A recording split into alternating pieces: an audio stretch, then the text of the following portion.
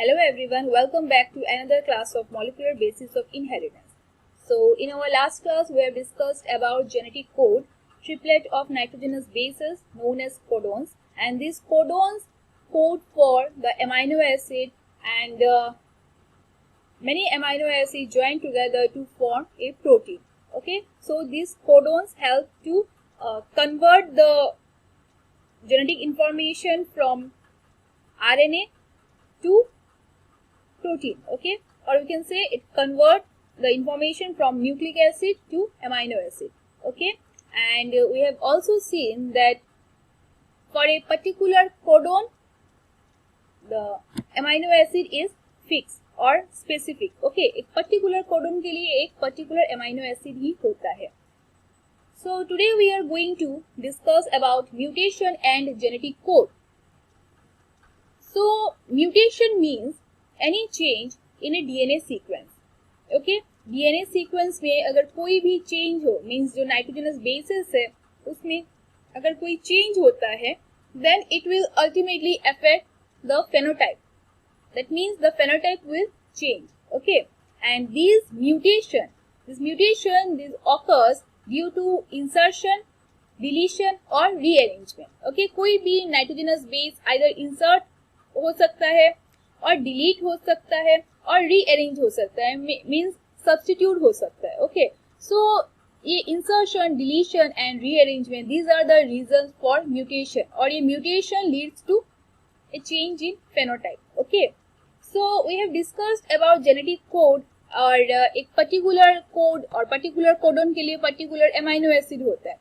तो अगर ये जो नाइट्रोजनस बेसिस है इन द कोडन, इनमें अगर म्यूटेशन हो गया तो दैट मीन्स दैट जो एमाइनो एसिड के लिए कोड करता है वो एमाइनो एसिड भी चेंज हो जाएगा, ओके.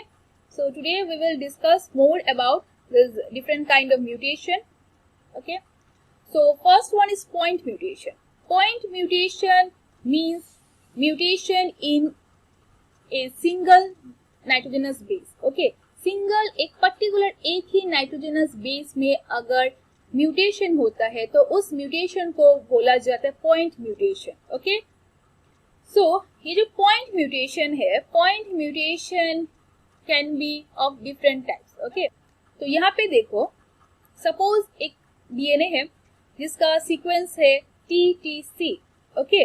और जब यहाँ पे इसका ट्रांसक्रिप्शन होता है, ट्रांसक्रिप्शन होके mRNA फॉर्म होता है, तो डीएनए अगर TTC है तो mRNA होगा T के अगेंस्ट में A, T का कम्प्लीमेंट्री A एंड C का complementary G.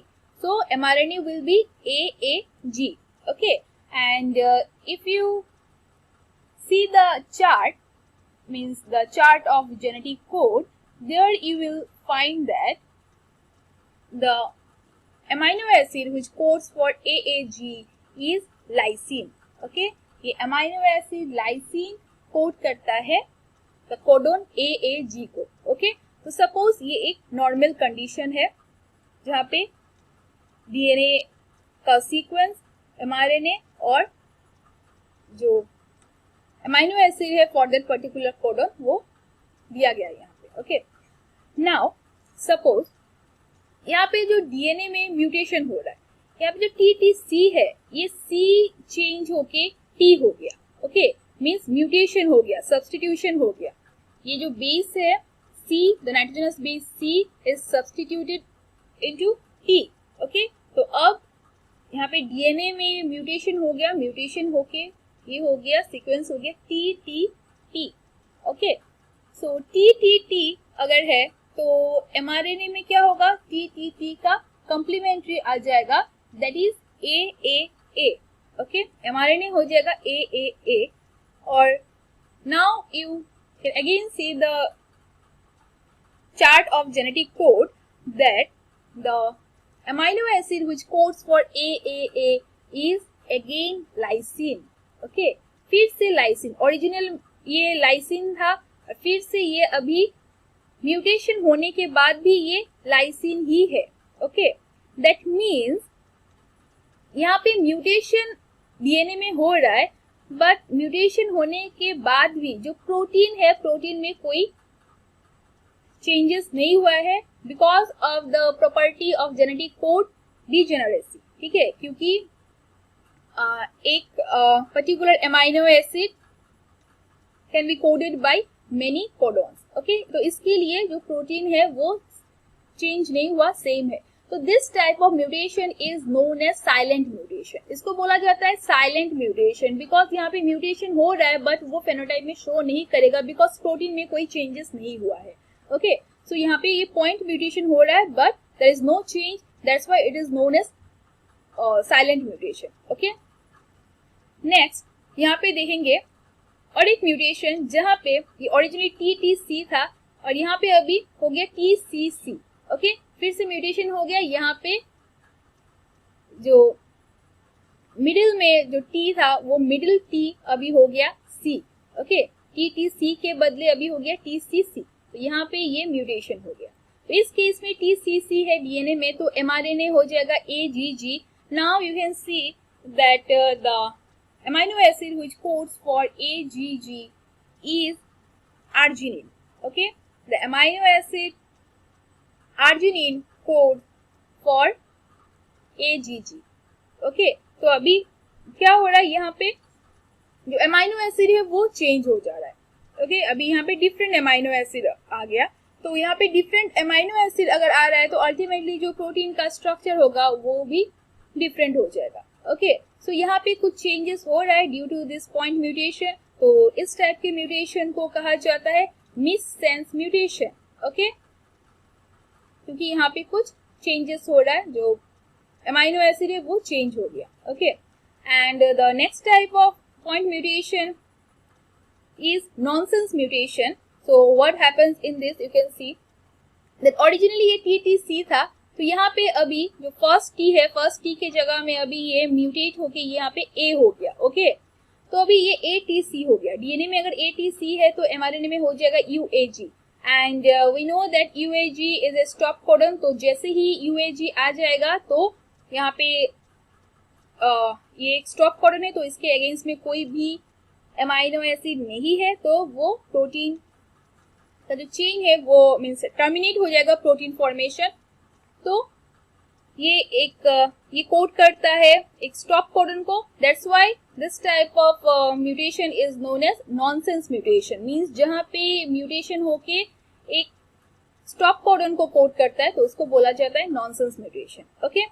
So there is a very common example of point mutation जो इसके अंडर में है मिससेंस म्यूटेशन।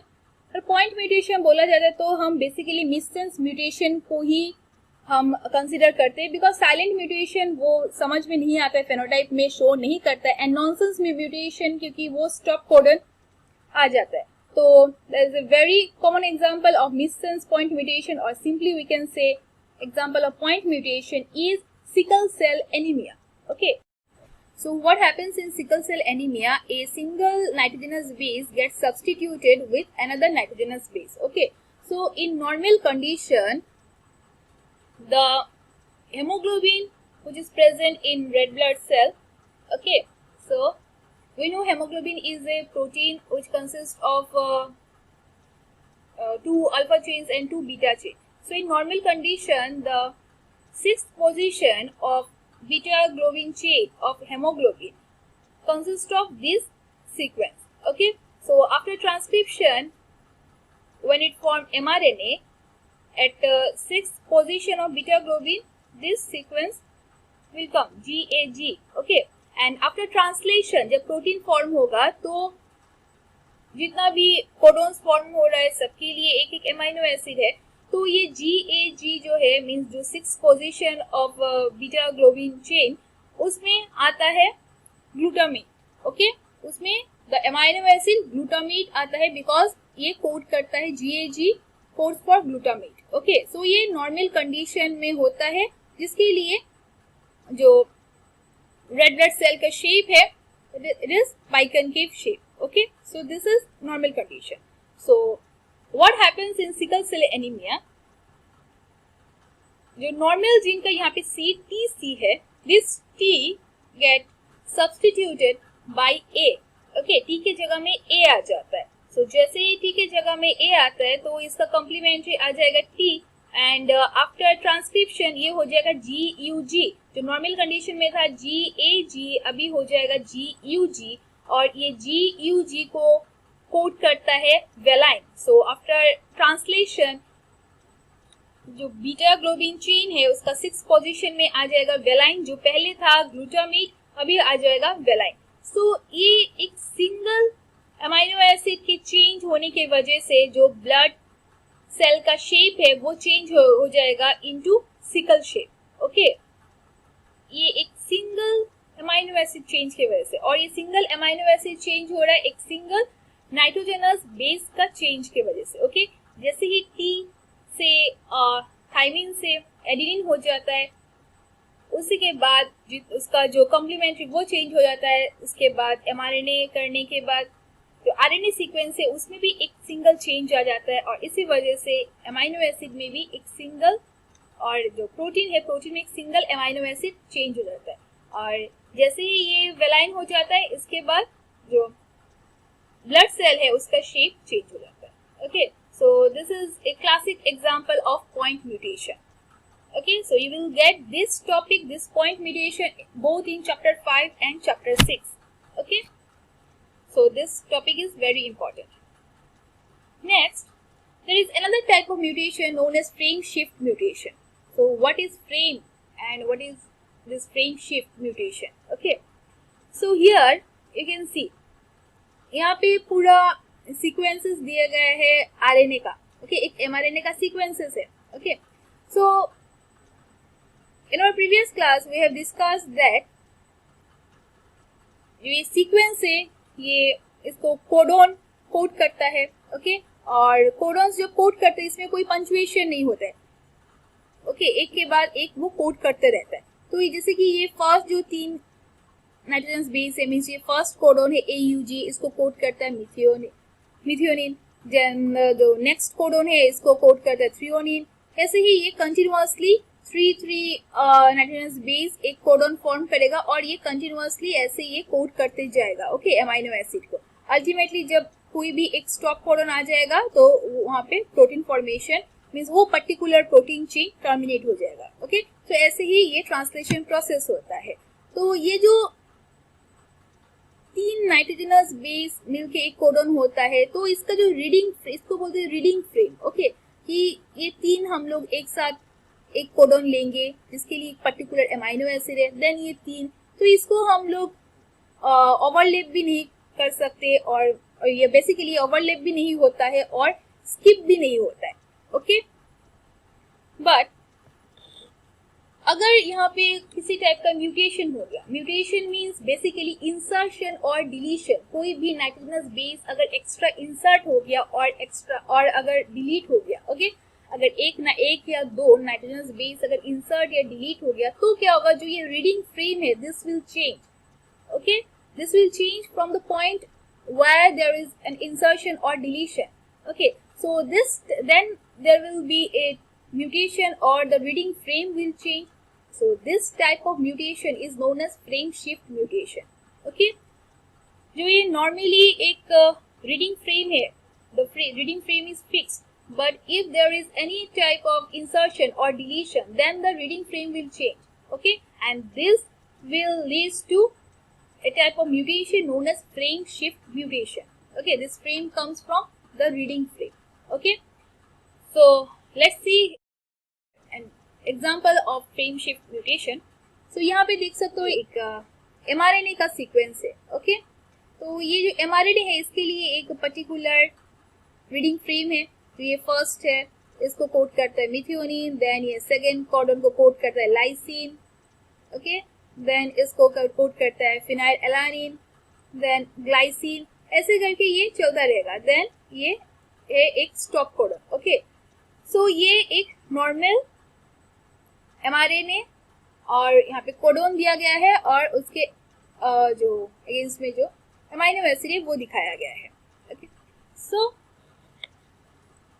अभी suppose at this position here you can see जो फिनाइल एलानिन को code करता है यू, यहाँ पे 3 यू है एक पोजीशन में। ओके, सपोज यहाँ से 3 U में से एक U डिलीट हो जाता है, ओके, मीन्स यहाँ पे एक डिलीशन हो रहा है, तो deletion is also part of mutation. Mutation means deletion, insertion और सब्स्टिट्यूशन. सपोज यहाँ से एक U डिलीट हो जाता है, जैसे ही एक U डिलीट हो जाता है तो क्या होगा, ये 3 एक रीडिंग फ्रेम है, ओके, ये एक रीडिंग फ्रेम है, ओके, बट यहाँ पे एकदम फर्स्ट में देखो, ये जो थर्ड जो फिनाइल एलानिन के लिए कोड कर रहा है U U U, बट यहाँ पे as soon as it get deleted, then the reading frame will be, or the next 3 codons will be UUG, okay, फिर हो जाएगा GCU. तो ये रीडिंग फ्रेम चेंज हो गया, जो ये कोडोन है ये चेंज हो गया, because we know that there can't be any punctuation नहीं हो सकता, तो कंटिन्यूअसली तीन का जो नाइट्रोजनस बेस है उसी कोई कोडोन के मतलब हिसाब से लेना पड़ेगा. तो जो नेक्स्ट 3 नाइट्रोजन बेस आ रहा है वो है UUG, तो यहाँ पे रीडिंग फ्रेम चेंज हो जाता है. So this is known as frame shift deletion. यहाँ पे एक डिलीशन हो गया, ओके. तो यहाँ पे इंसर्शन में भी हो सकता है. सपोज यहाँ पे एक एक्स्ट्रा U ऐड हो गया, तो क्या होगा, अगर एक्स्ट्रा U ऐड हो गया तो यहाँ पे जैसे कि सेकेंड कोडन था AAG, तो यहाँ पे ऐड हो गया, तो यहाँ पे सेकेंड कोडन हो जाएगा UAA. तो UAA is again A stop codon, तो यहाँ पे ही ये प्रोटीन फॉर्मेशन स्टॉप हो जाएगा, okay. So these are the example of frame shift mutation. Again here you can see in the third one, okay. Suppose 3 nitrogenous base delete हो गया और insert हो गया, okay. अगर 1 या 2 insert या delete हो रहा है तो frame shift change हो जाता है. Suppose यहाँ से एक पोजीशन से 3 nitrogenous base delete हो जा रहा है, मीन्स एक कंप्लीट एक कोडोन ही डिलीट हो जा रहा है. 3 nitrogenous base से एक कोडोन बनता है, ओके. तो 3 नाइट्रोजन बेस अगर डिलीट हो रहा है तो एक कंप्लीट एक कोडोन डिलीट हो जाता है. सो इन दैट केस क्या होता है कि रीडिंग फ्रेम चेंज नहीं होता, रीडिंग फ्रेम सेम रहता है, बट या एक एमाइनो एसिड डिलीट हो जाता है, ओके. तो एमाइनो एसिड दैट पर्टिकुलर जो कोडोन के लिए कोड करता है वो डिलीट हो जाता है. और अगर यहाँ पे अगर 3 नाइट्रोजन बेस अगर इंसर्ट हो रहा है तो हम लोग बोलेंगे कि एक एमाइनो एसिड एक्स्ट्रा ऐड हो जाता है. अदरवाइज जो बाकी रीडिंग फ्रेम है वो सेम रह जाता है, ओके. मीन्स यहाँ पे कोई फ्रेम शिफ्ट म्यूटेशन नहीं हो रहा है, ओके, और फ्रेम शिफ्ट नहीं हो रहा है. And also this frame shift mutation concept also proves that the codons are in triplet form, okay. क्योंकि जब 1 या 2 म्यूटेशन हो रहा है, मीन्स 1 या 2 इंसर्शन और डिलीशन हो रहा है, तो जो एमाइनो एसिड है वो डिफरेंट फॉर्म हो रहा है, ओके. बट अगर 3 इंसर्शन हो रहा है और 3 नाइट्रोजन बेस का डिलीशन हो रहा है तो एक particular amino acid either add हो रहा है और डिलीट हो रहा है, बाकी जितना भी एमाइनो एसिड है वो सिमिलर रह जाता है. So this means that the codons are in triplet form, okay. So this is all about frame shift mutation. So today we have discussed about frame shift mutation and point mutation. So these are the different types of mutation which occurs in the DNA, and this mutation finally leads to the change in protein, because this mutation leads to code for different amino acid, which ultimately leads to change in protein formation, okay. And this protein shows the phenotype, or proteins are responsible for any kind of phenotype. That's why this mutation plays a very important role in the changing phenotype, okay.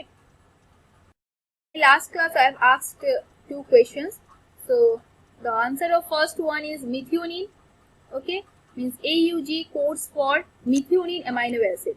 I have asked you to mention the name of the amino acid, okay. So the amino acid is methionine, and the stop codons are, so there are 3 stop codons. These are UAA, UAG and UGA.